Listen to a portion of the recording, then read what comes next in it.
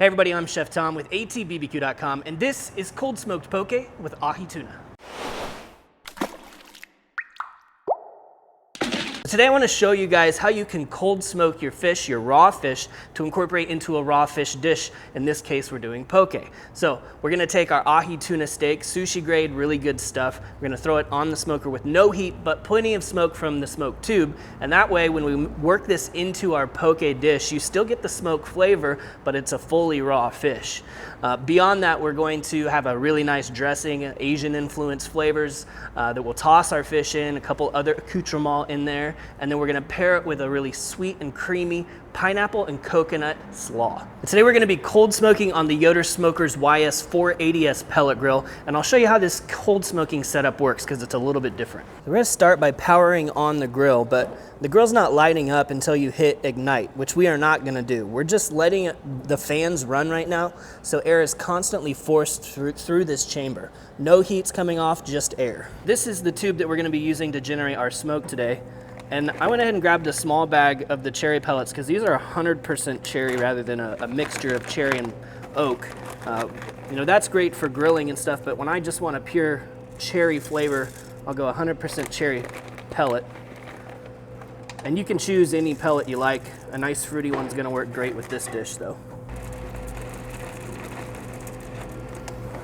So smoke tube's gonna go on the bottom shelf on the left side.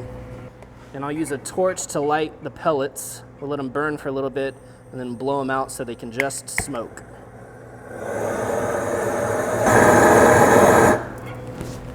Meanwhile, up top, we've got some frog mats. These are just silicone coated threading.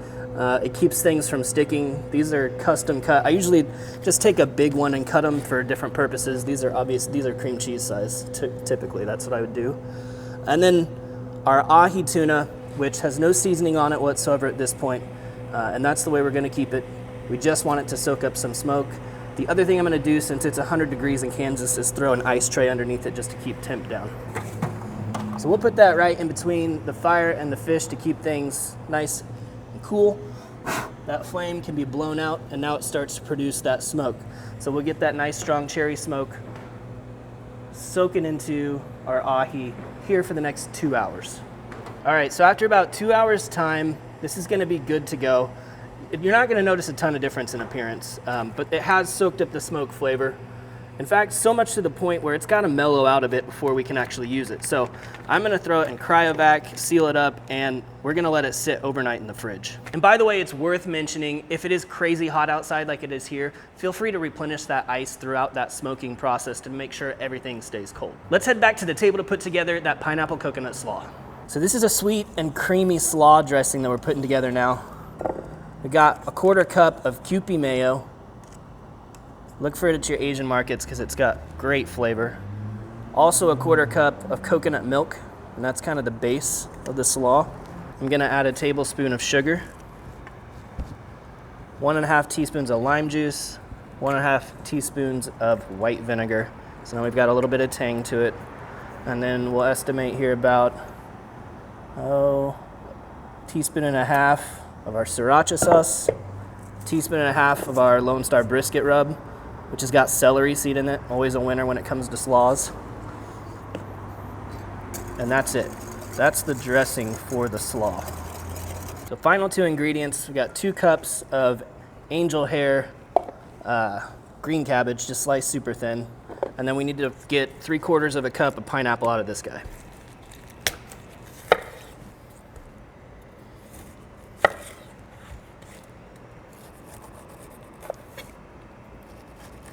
Take all those spiny edges off. If you miss one, go back and get it just in case. It's never fun to get one of those spines in your throat.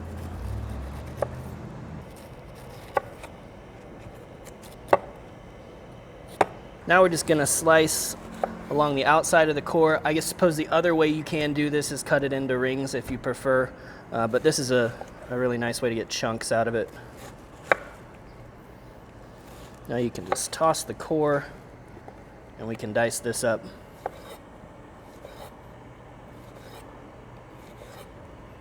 Do fairly small pieces here.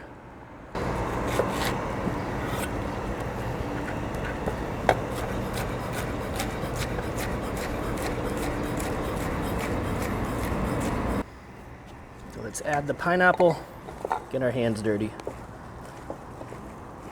Toss to fully coat with the dressing.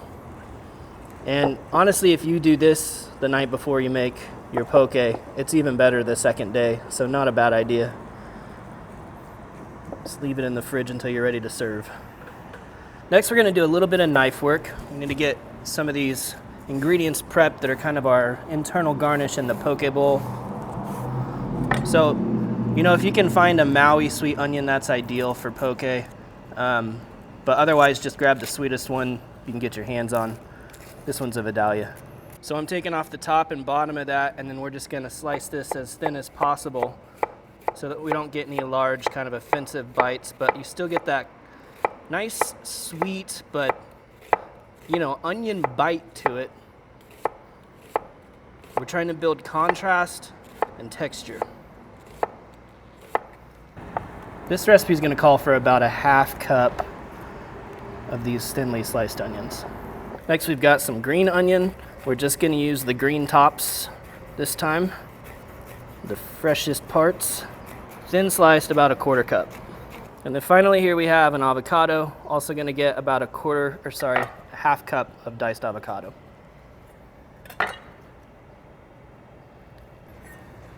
Just peel that skin off.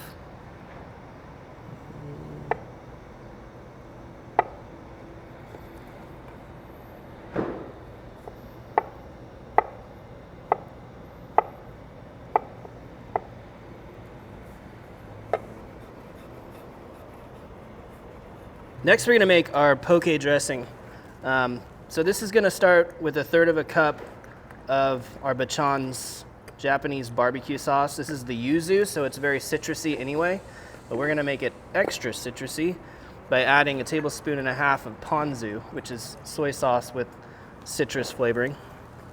We've also got 1 tablespoon each of sesame oil.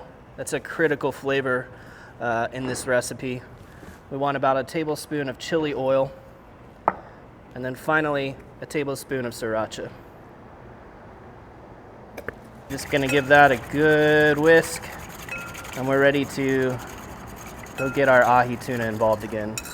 I've got a pound of ahi that was smoked yesterday, and that's what we're gonna be using to make our poke today. So we want to slice off that skin, and then we're gonna cube this up.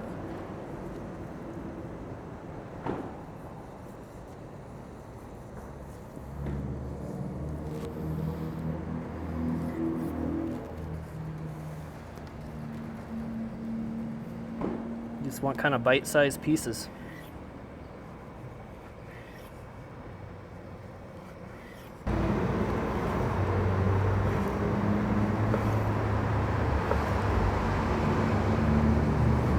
Give this dressing one more good whisk, then everything's going inside.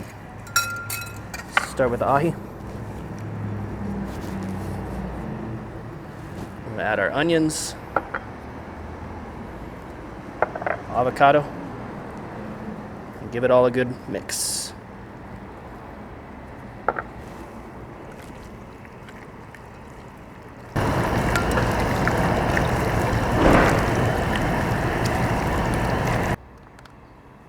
A little slaw down. A little poke. I want sesame seeds, but what I've got is everything bagel seasoning, and that's gonna work just fine. All right, let's get a bite. Get a little onion and avocado in there. Oh my gosh. That stuff is so good. So fresh tasting. The creamy slaw. The tuna just melts in your mouth. Carries all of those flavors. The amazing citrusy Japanese barbecue sauce base. It's all very bright and fresh. The slaw offers really great texture, that crunch. The onions are kind of doing the same thing over here. Oh, sweet, salty, umami. Got the creaminess of that coconut milk in the slaw. I'm gonna kill all this, you guys. You can sit down and watch if you want, but I'm going to town. Well, thank you guys so much for watching. Be sure to check out atbbq.com for all the products featured in today's video.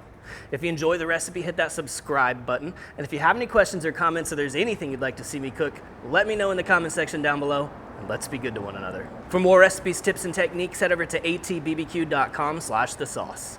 All things barbecue, where barbecue legends are made.